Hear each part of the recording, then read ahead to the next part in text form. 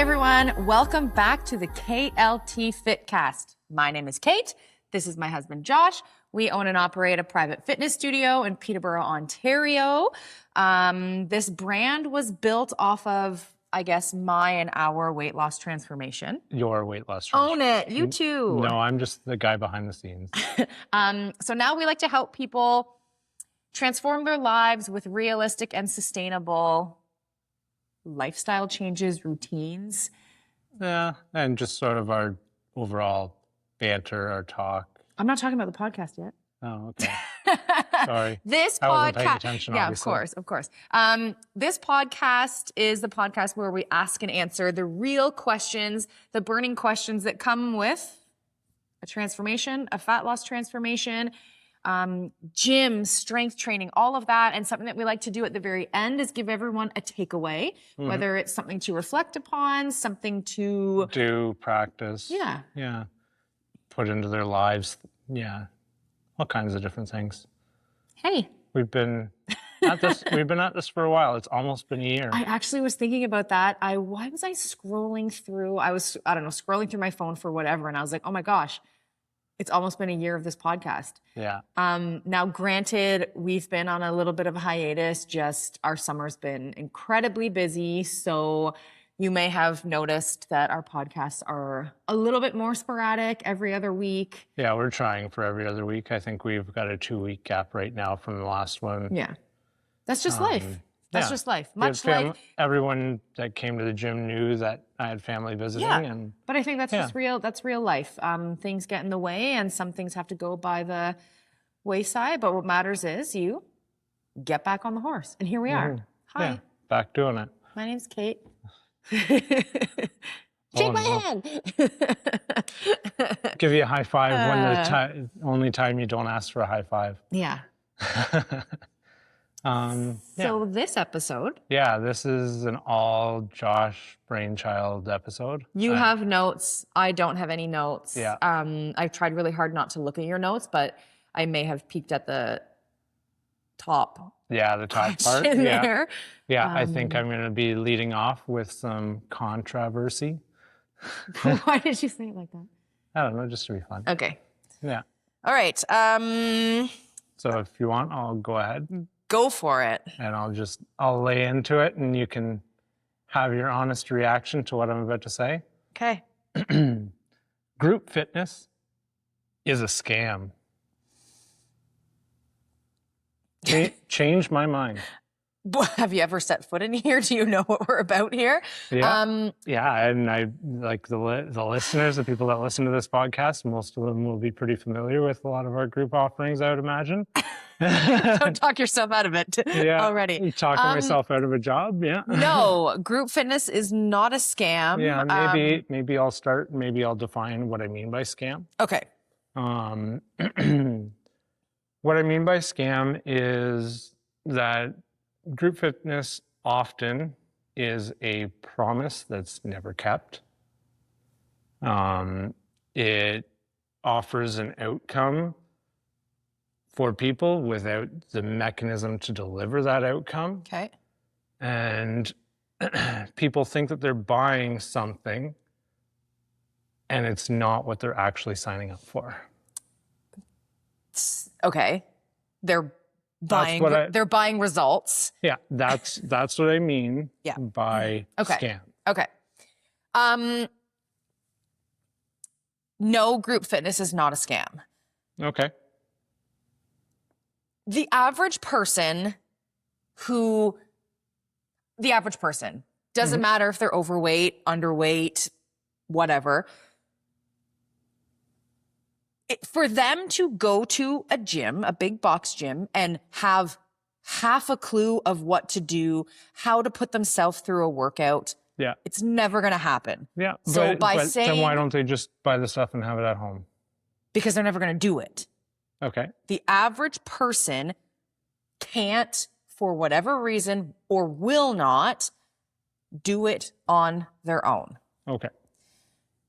So by saying that group fitness is a scam, my head immediately went to, okay, so if the average person cannot and will never do it on their own at a big box gym or at their house, then they just shouldn't be moving their bodies at all. Yeah. Okay. And I mean, that's awfully all or nothing, Uh-huh. an all or nothing way of looking at it. I think that part of the problem that I have with group fitness is it's Who even are you right now? What Yeah. the fuck? Yeah. It's one program written for everyone that shows up. And Yes. and we've gone over how everyone is so individualized and different. How can that one program meet the needs of everyone? When you think about like, and I'm generalizing here, industry group fitness, Yeah. but it's largely cardio focused. Right. It's largely Right. easy to pack a pile of people in focused. Yes. But just going back to that one program, you come in, you do your workout, and it's one workout, and there's no target specific, there's no individual goals, none of that. Okay. Yeah. Regardless of where you work out, how you work out, when you work out, how many days a week you work out, the effort and putting 2 feet in front of the other comes from the person. Okay. The effort has to come from the person. So when you're talking about gyms, group fitness style gyms. Yeah. And like to even go a little bit further with this one program for everyone, you have a 65-year-old female and an 18-year-old male that walk in to do the same group fitness class. Yeah. And they come in and they do 15 minutes on a rower, they do 20 minutes on a treadmill, they move 5-pound weights around with an instructor leading the class. Right. They're getting very different things. And how many people are in that class? Because chances are it's 30, 40 different people. So now you're on my side. And that coach has no idea that that person had knee replacement. You're getting ahead of my argument. Okay. Yeah. So do you want me to stop or do you want me to I keep want going? you to stop. Okay. I'm talking just about this idea of one program, everyone comes in and gets the same thing. And how that's a problem, and it sets people up and is part of this scam that I'm talking about. Okay. So then what about here at KLT Fit? I'm coming back at you. What about it?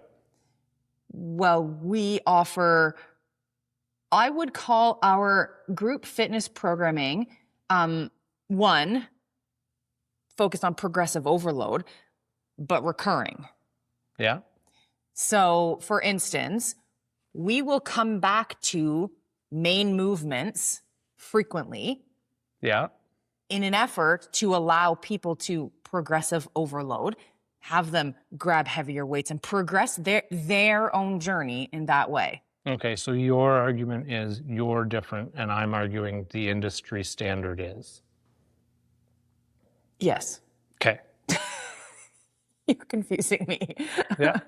So what you're saying is, what I'm talking about is the group fitness cookie cutter program where I'm not going to name names of places, but you go and you do like a single movement for an hour on a stationary thing, or you are doing 4 or 5 things in an hour that are largely aerobic based. Yeah. And that programming, that programming comes from a database that is created without people and God knows where. Yeah, exactly.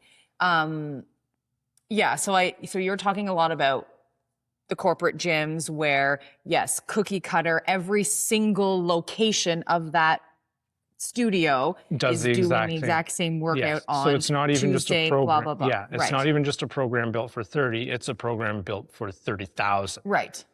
Yes. Yeah, lots wrong with that from the perspective of the client. But from a coaching perspective too, that kind of sucks and it kind of undermines the education, the certifications that that trainer and that coach has done, because I quite frankly love planning sessions. It's a lot of work. It's really finicky, but it As somebody that watches it happen, it's time consuming. But it challenges me, and it's pretty fun. Yeah. Yeah. So I guess the question that I have for you is, and thinking back to where I'm defining this as a scam, like a lot of it boils down to the idea of these places, they sell this idea that if you do our programming, you're going to look like a bodybuilder. You are guaranteed results if you come to blah, blah, blah, blah, blah. Yes. Not at all the reality. Yeah. Even here, you are not guaranteed any results ever until you put in the work, you have the conversations with yourself that you need to cut the shit, literally, and time to get to work. Yeah, I am going to, and this is where the scam part comes in for me. I'm going to make a generalized statement and say the vast majority, over 80% of people that sign up for these places do not see the results that they believe they should get when they're paying money. Right. And in a lot of cases in those places, it is impossible for people to truly, truly progress and get tried and true strength training built into that. One, safety reasons. I could never have 30 to 40 people and know that someone is on a leg press for the first time, or know that someone is trying to do a barbell squat or a dumbbell chest press for the first time, knowing that there are likely 29 or 39 other people who still need to be monitored. Yeah. And a lot of other gyms are designed to have lots of equipment, but not equipment that takes up a large footprint. Agreed. And that's a way to just be able to cram a lot of people into the space. And that's a point that I will be getting to, is talking about that. The next point that I want to make, though, is, and I'm thinking of a few different styles of this group fitness where it's all about how sore you are or how many calories you burn. And like some of them even offer a chart to say, you burn the most calories in this workout. You're the top worker. You're up here with all of your points because your heart rate was the highest, when really that could be a big concern. You might want to see a doctor about that. So selling the idea of you have to give 110% or it's not worth it. Yeah. That's going back to that all or nothing thing, but it's how it's marketed. Yes. Selling the idea that if you're not leaving completely wrecked and completely sore and feeling physically unwell, or dare I say, vomiting, then it's not good enough, or you could have done better. You could have done better. If you haven't burned the most calories on your watch or whatever screen is up in front of you, then it's not good enough. If you haven't poured the most sweat out. Yes. So none of those things equal the best workout. And I'm going to kind of spin it back because this conversation came up in a joking way here in the studio. We're often talking about sweaters. And I think we were talking. I'm part of the drip crew. You are. We were talking about the drippers. And then I was saying, what's that like?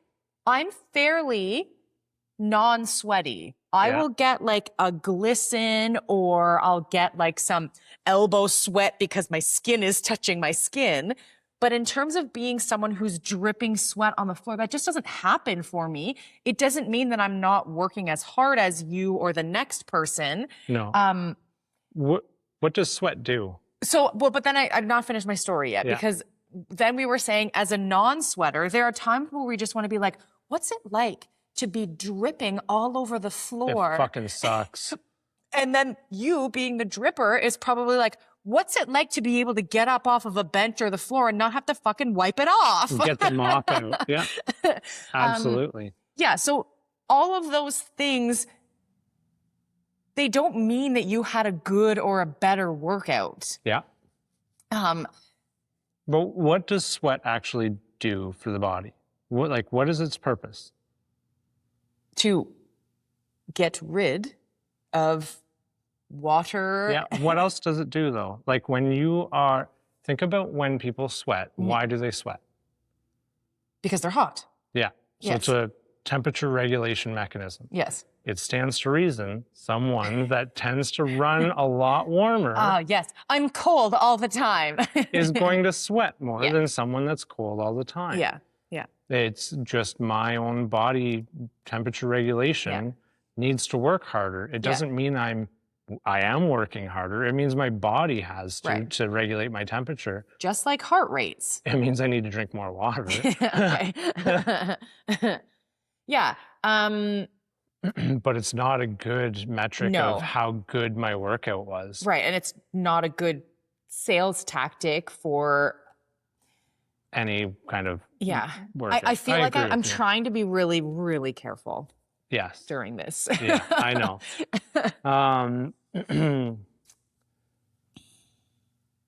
The other thing that while I was doing some research in this is when people offer their programming, their group programs, there's not a lot of variation between what week 1 might look like versus week 50.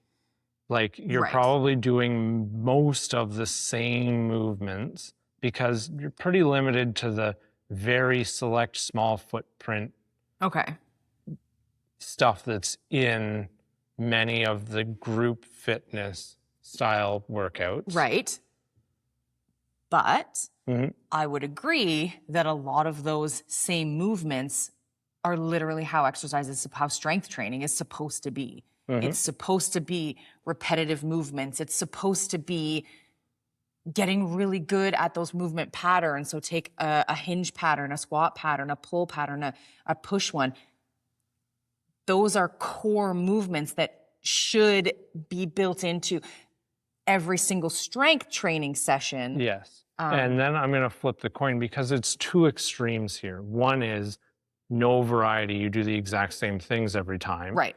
And then the other is you're doing wacky, wild, stupid, crazy movements. Dangerous movements. Sometimes dangerous movements. Yeah. So, but they're sold as good programming. Right. So then you take that 60-year-old and that 18-year-old who are both showing up for their first workout class, their group training, and they are expected to jump up on a 20 or 24-inch platform and then hop down off the other side. But don't forget, you got to do a burpee and then you got to slam the ball and then you have to kick your feet up on the wall. Like that 60-year-old person is going to look at that and be like, I'm going to die. Get fucked. Yeah. Whereas that 18-year-old, hell yeah, get up there. Unless that 18-year-old is 380 pounds and for sure, but there's a mindset thing too. Yeah. That 60-year-old probably knows pain and probably knows soreness and aches and pains of being a 60-year-old human. Yeah. That 18-year-old is going to learn really fast how that feels and how much that can really suck. But so you're arguing again for my side that it's a scam here is kind of where we're at.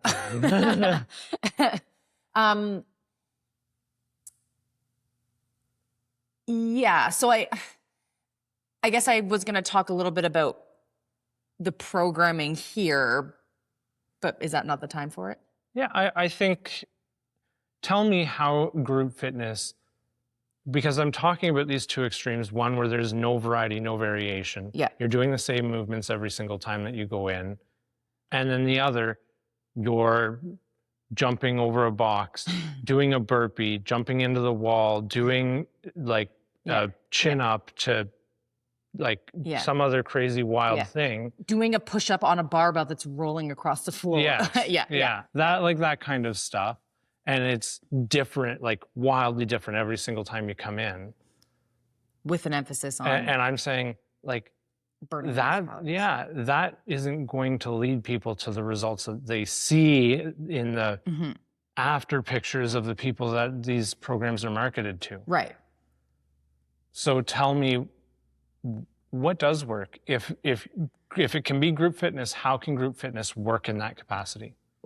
Well, for one, group fitness needs to be strength training, tried and true strength training focused, because the average person, while granted they probably won't use it, a lot of people have a treadmill or some way to get some cardio movements in. They have 2 legs and a heartbeat. Exactly. They can walk. Thank you.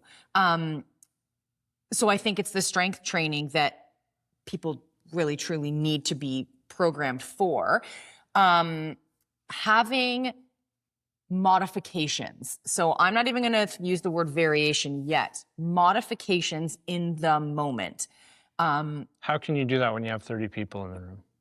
Well, you can't. Okay. But I'm talking about here. So for instance, if and when a box jump comes into programming here, there are 4 or 5 different heights for people to jump for the jumpers. Mm-hmm. And we will always say, if you're not a jumper, step up, step down, step up, step down. I mean, that's how you get to be a jumper.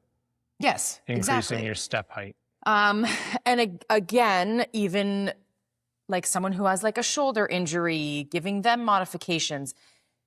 People who have a knee injury or an ankle injury, giving them modifications in the moment to allow them to still move their bodies, but in a safe way. How can that be done in a group environment, though?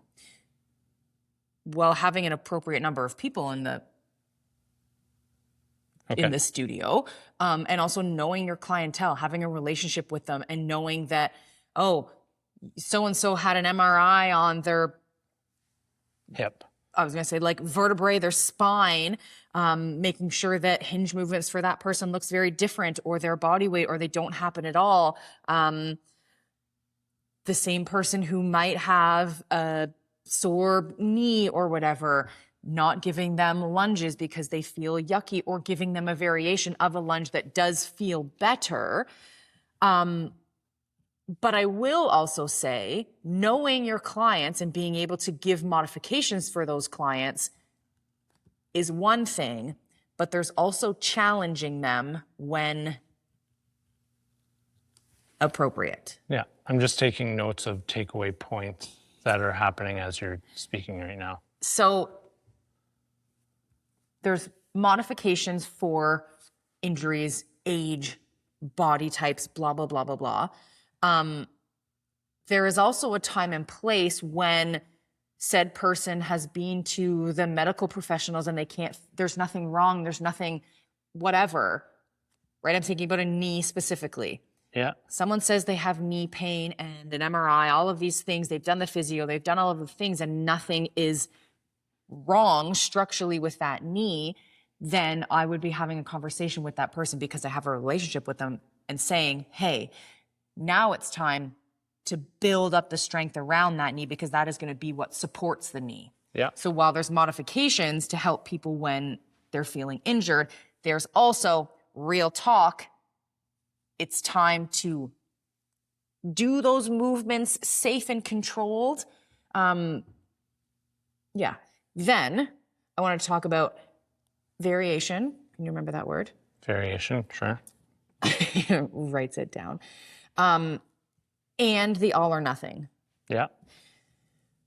So variation, at our studio, there are core movements that happen in every single session. Yeah. Which is a squat pattern, a deadlift-ish pattern, a push, a pull. Yes, there are cardio elements, but I like to describe our little cardio elements as like ways to keep us humble. And we have a sign up here that describes the cardio. the bullshit corner. But they're a little more functional and fun. The emphasis on fun. Yeah, like it was fun to do the boxing on Saturday. Yeah, and it's not like mind-numbing treadmill or whatever, or rower, for instance. It can be, but it's a little more fun than that, like boxing. Anyway, so variation comes into play because variation is what keeps it even more fun. Keeps it interesting. It keeps it interesting. It's not about keeping your body guessing, and it's not about you like having to confuse your muscles, that ideology is complete BS. It doesn't have to be like that. So yes, variation comes into play over the course of a week and the next week. Don't worry, we will always come back to a repeat movement. And the goal of that is for you to grab a little bit of a heavier weight or go for more reps. So allowing that to be built into the boot camps, I think is in group sessions, is really, really, really important, because that is how progressive overload happens. If you do the exact same movements and you're using the exact same weights and the same number of reps over and over and over again, you're going to have a stall, because your body is going to become very efficient at that weight, at that number of reps. You have to be progressing in some form, if it's reps or weight. Yeah, I think that makes sense. And I think a really good way to think about this in super simple terms for people is, imagine today the furthest you can walk is 1 kilometer. That's the if you were to start walking, the furthest you possibly could go without falling over is 1 kilometer. So you walk 1 kilometer for a week. Then the next week you realize, hey, I feel a little bit better, and you go 1.5 kilometers. Boom. 1.1 kilometers. Yeah, 1.1 kilometers. Then the next week you go 1.2. Then the next week you go 1.3. And before you know it, you're at a 5K. Yeah, and then you start, okay, well, maybe now I could run 500 meters. Exactly. And you progressively overload to that. Yep. And that's how distance running training is. You slowly build the distances. Yeah. And for some people, it is the furthest you can walk is down to the end of the driveway and back. Do that every day, a few times a day as you can tolerate it. You're going to build tolerance. Things will get easier, but you have to be doing it. Exactly. Regardless of the programming, regardless of a studio, a gym, not giving a shit whether or not you're there, regardless of anything, regardless of how good the programming is, if you are not doing it, giving it some effort and prioritizing it, it doesn't matter. No, the very best program you could have, tried and true strength training equipment at your disposal here, unless you're showing up to do it, you're not going to get any results. Can we go back to this all or nothing? Yeah. I think we talked about it a little bit earlier in this episode. I don't know how long we've been recording for, but that all or nothing, that who sweats the most, who burns the most calories, who gets the most like high fives on the board, TV, whatever. That's also not how strength training and fitness should be. I think this is part of the scam that's sold with some places, is they put you in competition with everyone else that's in the gym. Yeah. And once you create that kind of atmosphere, you're starting to compare yourself to other people. And how many times on this podcast have we said, you're at your own point and no two people are going to be alike. And yet here we are. Kate and I are both doing the exact same workout. I'm sweating more, my heart rate's higher. I had a better workout than Kate. Meanwhile, she's lifted more weight than me and ran further than I did. Yeah. Who actually had the better workout? Right. Yeah. So effort matters, but it doesn't have to be an all or nothing. Yeah. And even in that comparison, perhaps neither one of us had a bad workout. Right. But because you're comparing yourself to everyone else at the gym, if you finished second from last in that whatever metric is they're tracking, well, you fucking failed. You suck. Another point Try that I harder. think is worth it to make and can be challenging within a group setting, even here, is actually being accountable to your own weights and not just doing the same weight that you saw someone else do, because chances are it's going to be too heavy or too light. Likely it's not going to be the perfect weight for you. No. But it that's can be really hard to do in a group session to track your own weight. 100%. You can absolutely be very aware of it, Maybe you want to travel with your phone and be recording these things.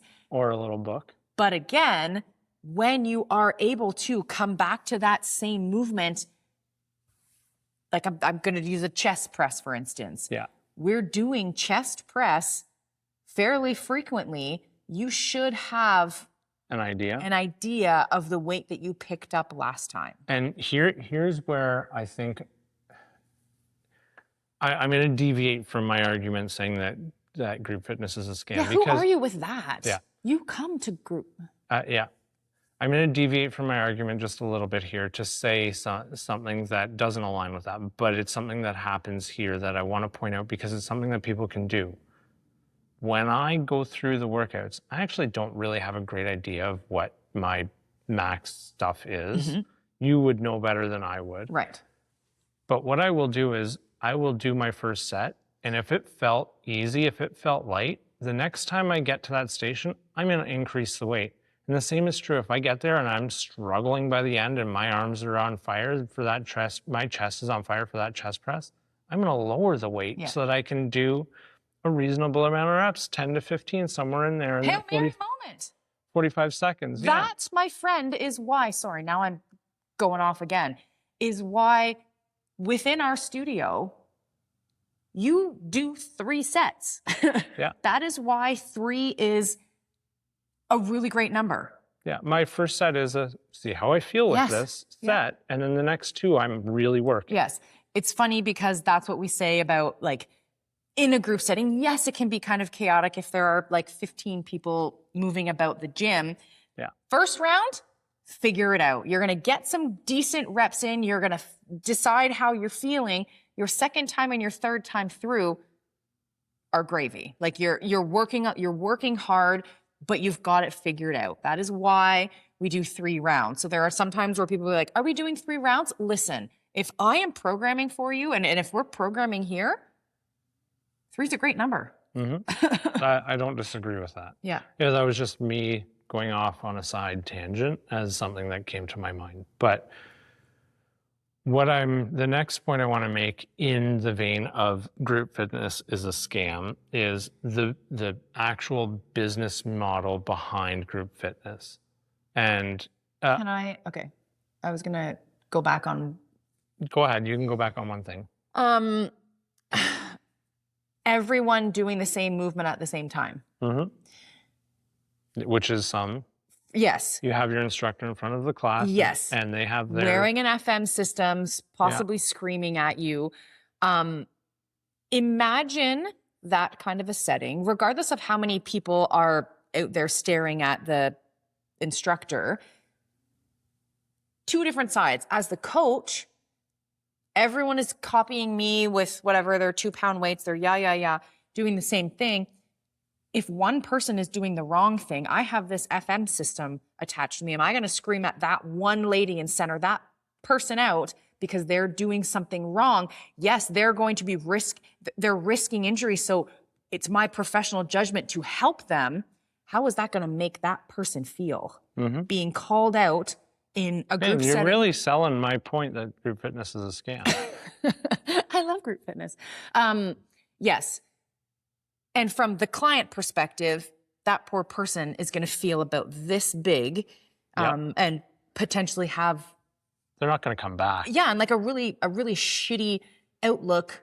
I would bet that people can identify with that as having happened to them, maybe not in a group fitness, but I would bet in a gym, like when they were in school, in a gym setting, having a teacher single them out because they were doing something wrong. But my professional judgment tells me I have to help that person. Yeah. I have to help that person. But you're coming from a place of helping, but you're singling out. Exactly. Spotlighting. So I don't love, I hate that kind of thing.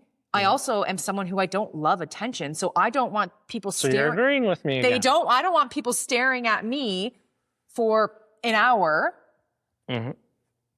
So I believe that in a group fitness setting, the coach's job is to move about, not wear an FM system, but move about and do coaching. And mingle. Talking to the people, form checking and critiquing the form with that person In the moment. in the moment, in essentially a private setting, like a private moment. Because everyone else is busy doing their own thing. Exactly. Yes. Yeah. Yeah. Sorry. No, it's okay. So am I doing this podcast wrong? No, you're definitely helping solidify a lot of my points. Fuck you, Josh. but you're also saying that you do things differently, which is good. It's good that you do things differently when we identify that there are problems. And I've already got 6 takeaway points so far in this podcast, and I still have a few more things to say. Yes. Why I think group fitness is a scam.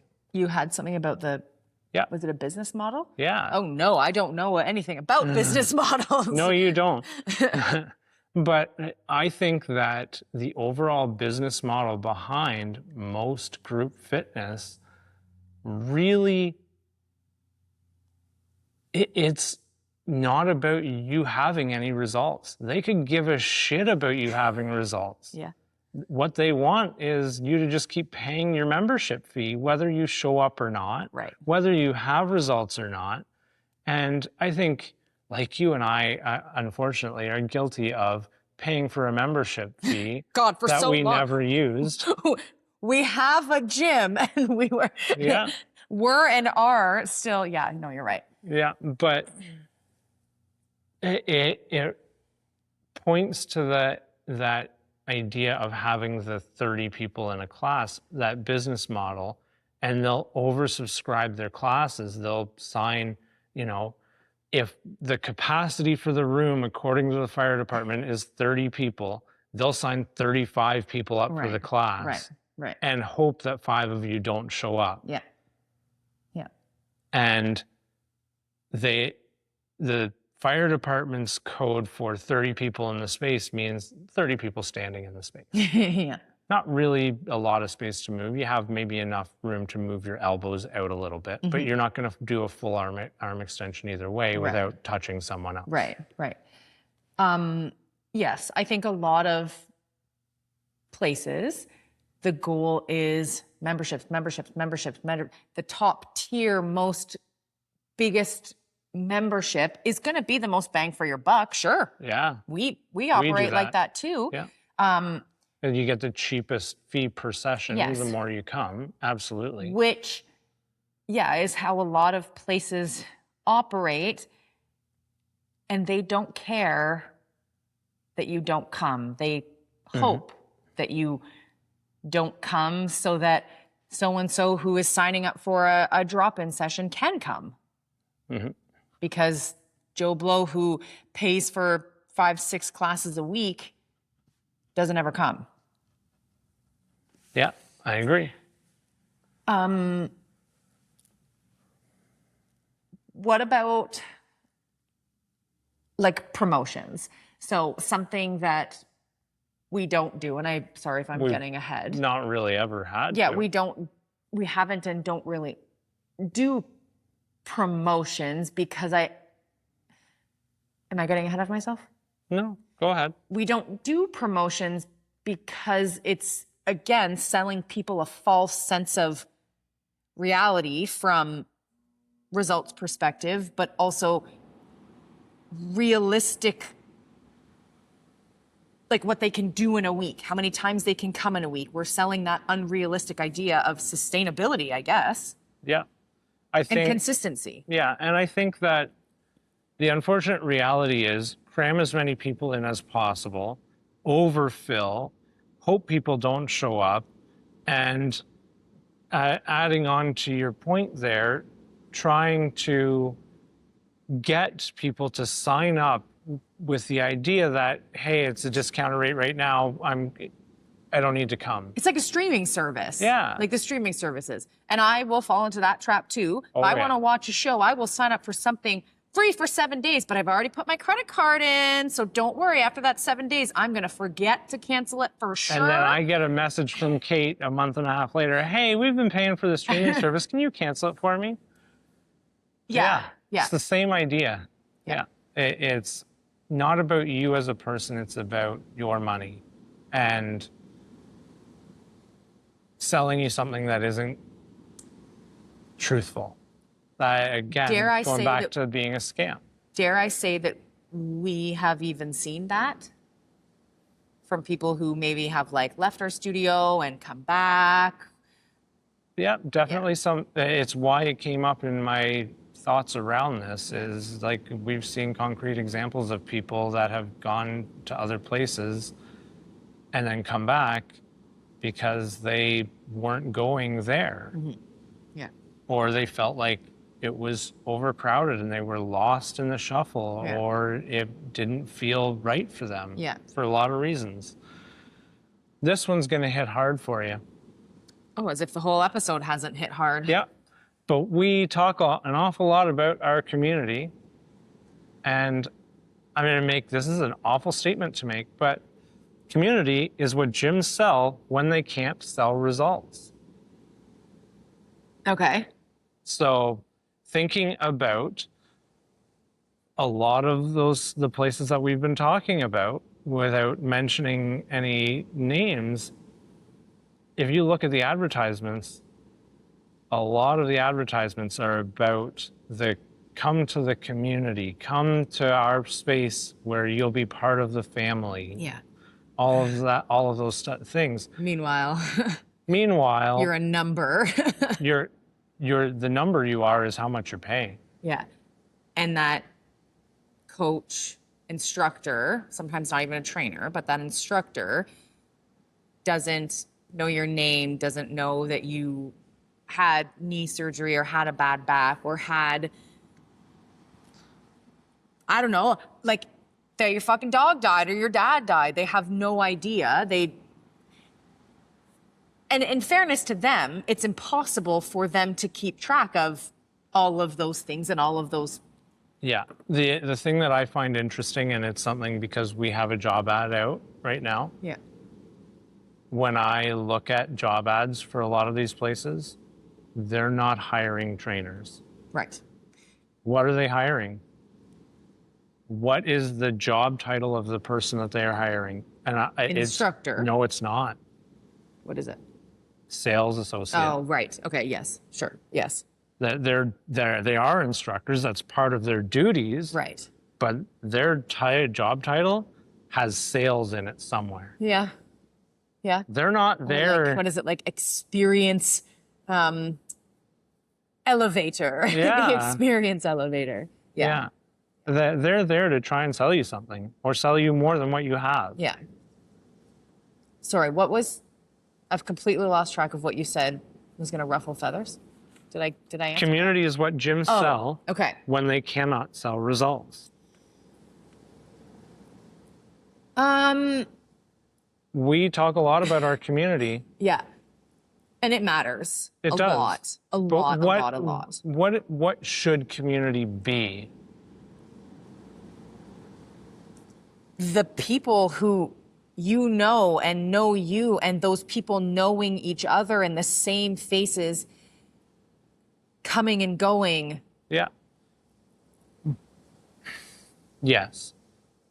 But you can sell that as part of any package, right? Like for any gym. Yeah. What should community actually do for results? It should elevate them. Okay. So why, when I say community is what they sell when they can't give you results? So Why would I say that? Why am I saying that? Well, because the community should elevate the results? Because they can't give you results. Those gyms are not giving Sorry. you results. When you think about it, they sell you this package promising in 12 weeks, you're going to gain 10 pounds of muscle mass and lose 40 pounds of fat. Okay. And you're going to be this super fit person. And then you get in and 3 months and 12 weeks go by and not a lot has changed physically for you. Yeah. And now they say, well, you're part of the community. Sign up for another 12 weeks to stay with this community. Yeah. But you're not having any results. You're not feeling better than you did when you walked in the door the first day. You just maybe have made one friend. I was going to say, or possibly not. Or possibly not. Yeah. You don't actually know anyone, and you don't actually have any further connections to elevate. Yeah. Yeah, like, So how can community be different than that? How should it be? well, I think in here, Yeah. I feel like I'm just turning this into a sale of our gym. But don't say in here, just say this is what it should look like. You The don't have people to say around that. you should be helping you, pushing you. Hey, I saw you lifted heavier or whatever. Hey, nice work. Like, Yeah. those are the people that are pumping you up. Those are the people who give a shit. Those are the people who care. Those are the people who elevate your experience. I'm going to give you a really good example of what you're talking about. Came to boot camp on Saturday. Who was my partner? James. James. Shout out James. Yeah, James and The hype man, the dripper. Yeah, the drip crew. That's what we were on the weekend. We had to have the mop follow us around. Nice. But after everything that we were doing, You got a high five. You got a high five. And it was and a dance break. And when I was struggling, it was you can do it. We've got this. Let's go. We've only got a minute. This is the last thing. We've got this. Yeah. So many different things. And that's the community you really want. Yeah. Not just the person that when you walk in and say, hey, Kate, how you doing? How's the family? Yeah. Like, sure, it's nice that you have acquaintances like that. But that's not community. Can I tell you that community builds you up. It makes me really happy to hear you say that, because that is something that as a coach, I probably wouldn't hear. Yeah. Because I would be around the gym, possibly like engaging with someone else. So those would be moments that I miss. So it makes me really happy to hear. I would guarantee you that if you talk to people just generally, they can point to the people that do that regularly within the sessions. Yeah. That you don't hear or see that. Yeah. But they're like, yeah, that's my hype squad. That's my person that builds me up. That's the community that's in here. Yeah. When community enhances your results. Yeah. It doesn't drive them. It isn't the thing that says you're going to be lifting more. And it is the thing that helps get you through the tough stuff. And it's not a scare tactic. Oh, No. if you leave, then You'll you're not lose going to it. have that community. Yeah. It's you're right. positive. You're right. You won't have that community, and it sucks to lose it when it's a good one. Yeah. But if you're not getting the results that you think you should be getting, where you are is not right for you. Yeah. Period. Like, Yeah. It's part of that scam that I'm talking about. Am I blowing this podcast? I don't think so. Okay. I'm now up to 8 different takeaways on this episode from the things that you've said. Okay, good. Yeah. Good. I feel like there have been moments where I'm like, what are you trying to pull something out of me? And what is it? It's a Sunday afternoon. And No, I'm not trying to pull anything out of you. This was meant to be. Do you still think group fitness is a scam? I think that there is an awful lot of predatory behavior around group fitness, and it can be really hard to find a place that offers group fitness in a way that doesn't prey on you. And it's really fucking sad that it's like that.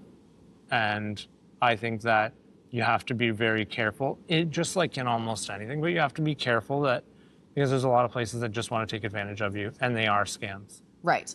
And yeah, the marketing is powerful because a lot of these corporate places have a lot of money that goes into marketing. Yeah. Just How much money have we spent on marketing? Oh, $0. None. Nothing. Ever. We've Not a never cent. once spent This is our marketing. If anything, we've spent money to buying these microphones. to be Bueller. able to just talk to each other. God. Sorry. No. Yes. So marketing is powerful. Marketing also comes down to the words that are used, and Yes. we've already said they're selling a false and unrealistic idea, but they're also labeling things falsely as well.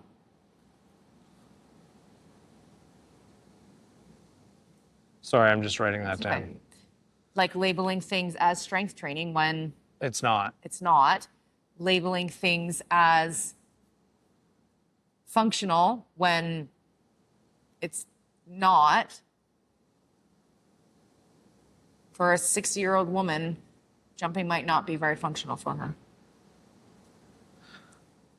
I think this is probably going to be another podcast that we do, but I think it would be worthwhile to talk about the difference between strength training and other, Yeah. because I hope it's one of the I'm takeaways. looking at this recording device right No here. one's watching, they're listening. They're listening. I am looking Into your soul. Yeah, into your soul. If you are a member of our community in any way, shape, or form, current, past, even a social media watcher, I hope that you know at least a little bit of what strength training actually is. Like actual strength training. Because it's not what is often marketed as strength training. No, it's not. Although we had a move within boot camp. You did it last week too, in one of the sessions you were at. I like to shit on the 2 pound and 3 pound weights. I could not do being more. Strength training, but yet we found a move that required. I could not do more than 5 pounds with Yeah. that. That was a Yeah. bullshit move. Yeah. Anyway. Yeah. That That was belonged in the bullshit corner.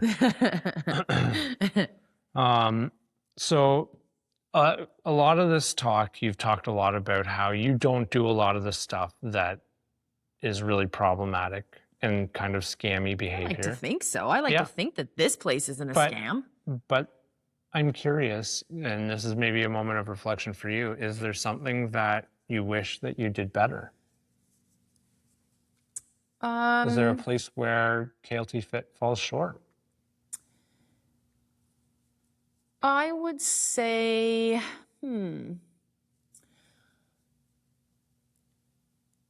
having certain hard conversations with members. So when it comes to our community, regardless of the time that you come to, there are people who hold memberships and their attendance is quite sporadic. It's not consistent. And I like to approach those conversations with kindness because I want them to be here. Yeah. But I try to approach it first with, how can we help?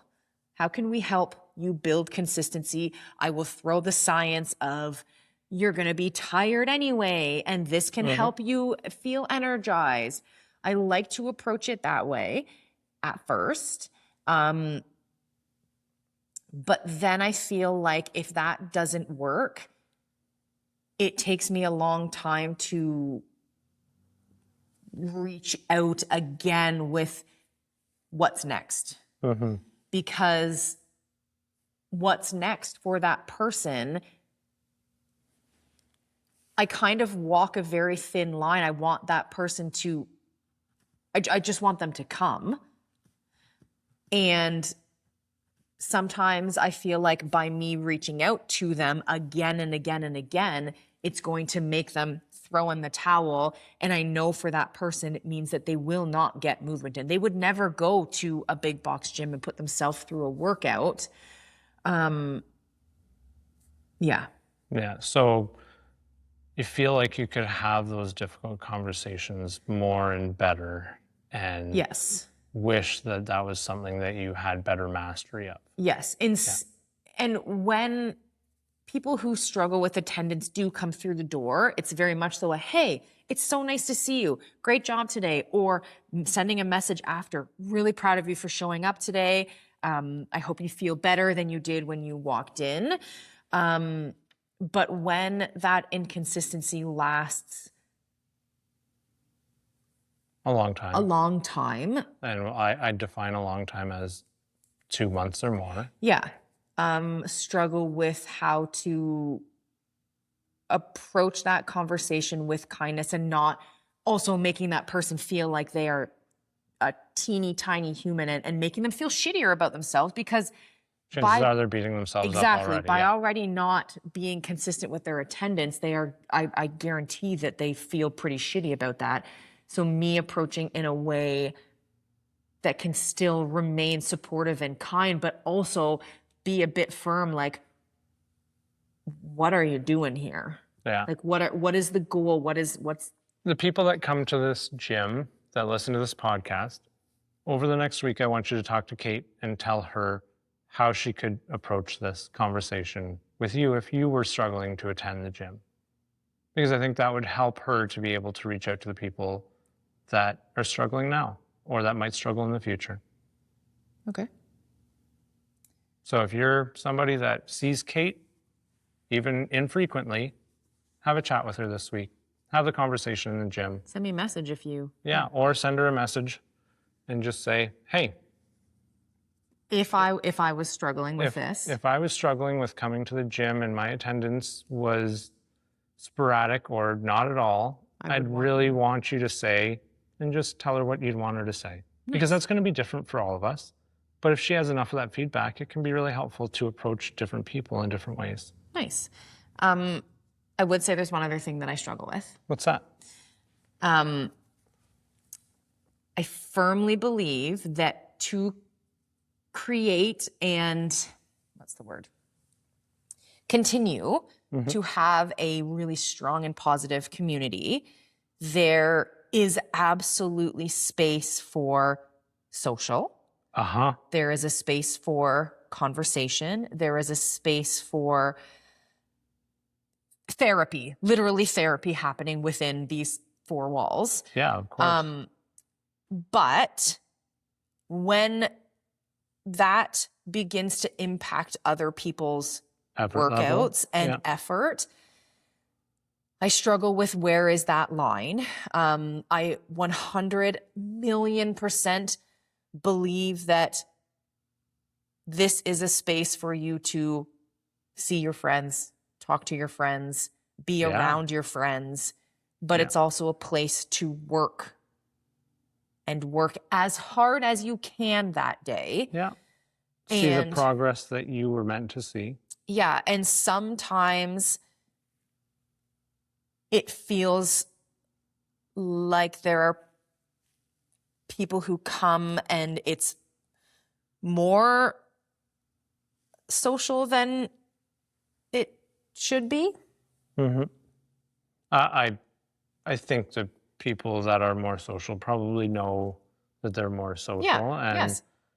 Yeah, And like we want that. We want that. I notice it when I come in at certain times where there's just certain people that come and they It is their social time. They have jobs where do they're a lot less movement and a lot more movement with their lips.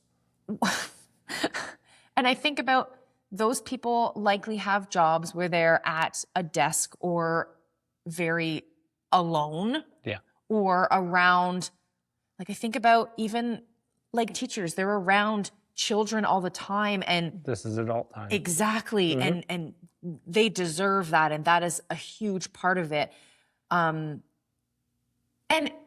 you know what? I would say most people are good at doing both. Moving their bodies. Like you look around here and yes, people are chatting and talking. Chances are they're still moving their body and exercising. I just never want someone to feel like their workout has been impacted in a not so great way because they,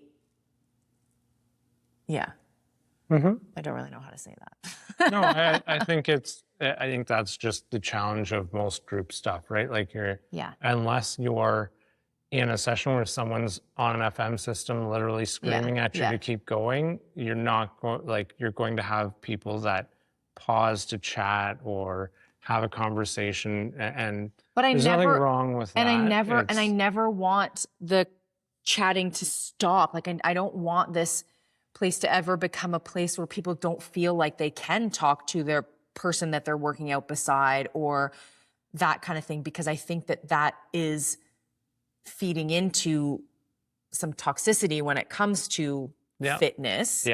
And it removes that community. And I think that community is really, really, really important and really special, especially here. And I think it comes from I know what people are capable of, and I want them to feel like they are working towards that.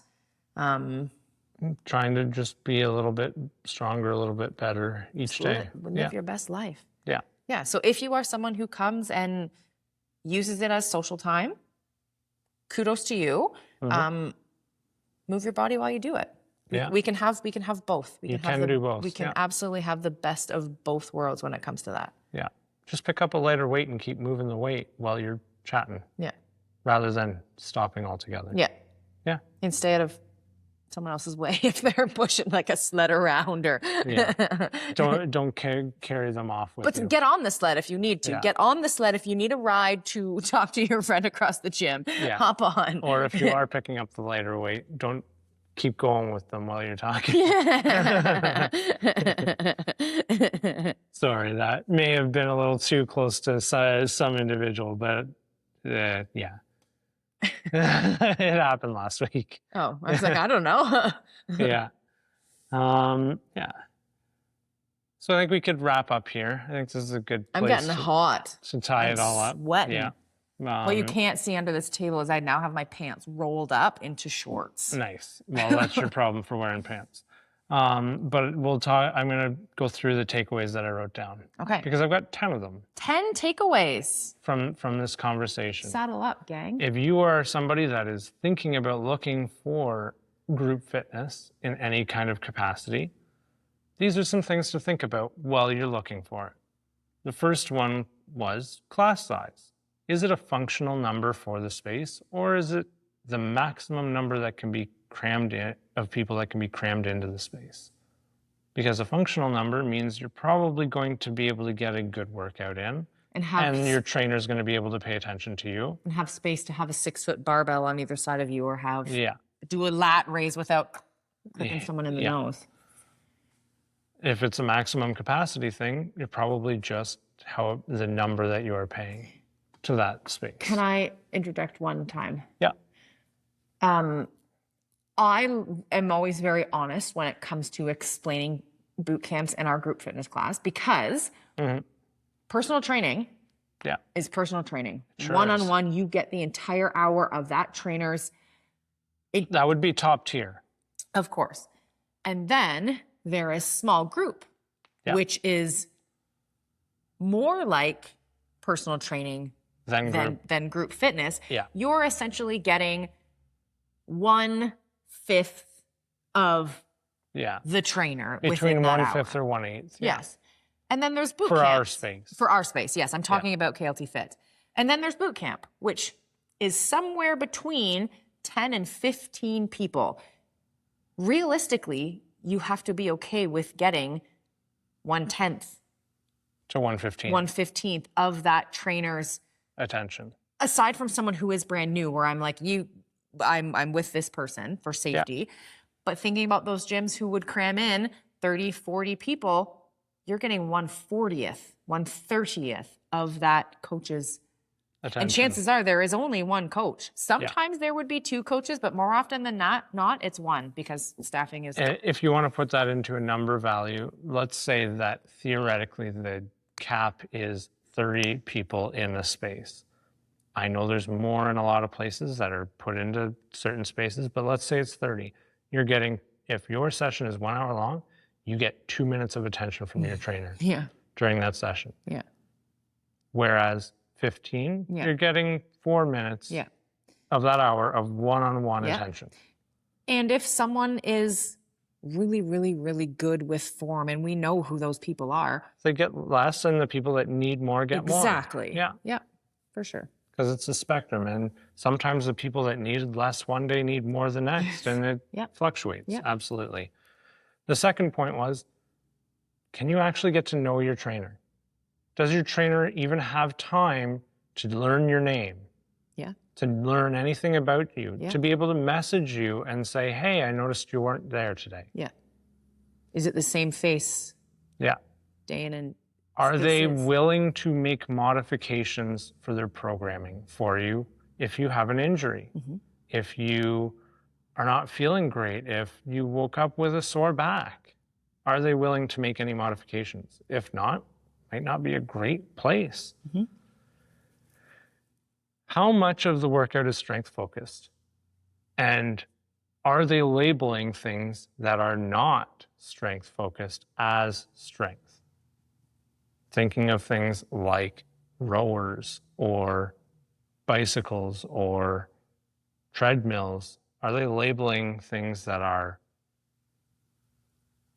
endurance focused as strength training? Mhm. Do they keep their classes interesting? Is there a bit of variation? Are you still doing some of the main core movements? Is it interesting to go to? Have they considered progressive overload in their programming? Is that a facet of their programming? If it's not, chances are it's not strength training. Do they overfill the classes? Are they planning on you not showing up eventually? What is the job title of the trainer? That one is interesting to me. Yeah. Yeah. Are they a sales associate and they're instructing your class? Is that a facet of their job? If they are there to sell you something and train you, it means that their primary role is to try and sell you something. Mm-hmm. P.S. We are hiring certified personal trainers.